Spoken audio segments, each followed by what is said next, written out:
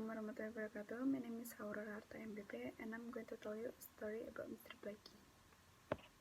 Once upon a time, a farmer owned a buffalo which was strong and jet black.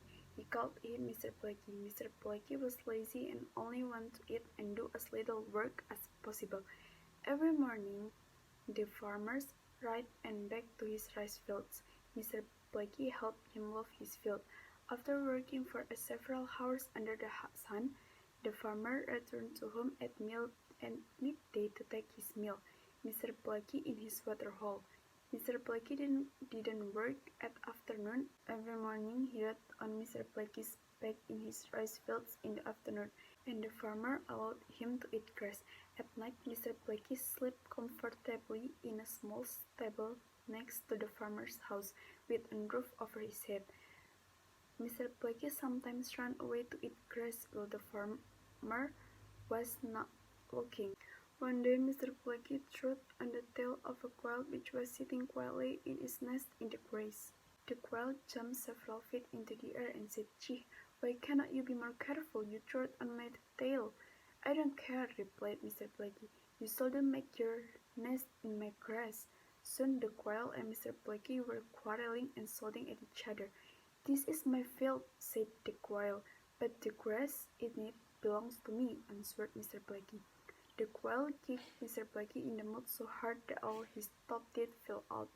Then the quail flew away, but it couldn't fly very well because its tail had been pulled off by Mr. Blackie. Not long afterwards, Mr. Blackie was resting under a tree after a hard-working work. It was midday and the farmer had gone home. Suddenly, a wild ox appeared. Mr. Ox was Mr. Blackie's old friend. He had run away from his owner. "Why do you work so hard? Why don't you run away with me? We shall be able to eat grass and play together all day. You will not have to plow rice fields for the silly old farmers." "Where can we go?" asked Mr. Blackie. "Oh, don't worry about that," answered Mr. Ox. "I know a secret place in the forest where no one can find us." Then they both ran off together, uphill, downhill, and across stream, until they reached a cornfield hidden deep in the forest. The farmer looked for Mr. Blackie everywhere. At last, he saw some hoof marks left by him. He followed them in the forest. He saw Mr. Blackie with his old friend Mr. Ox eating grass in a field. Mr. Blackie didn't know the farmer was there. The farmer tied a rope with a noose on it across a path leading from the field and went home. When he returned later that day, he saw that Mr. Blackie had been caught in the noose.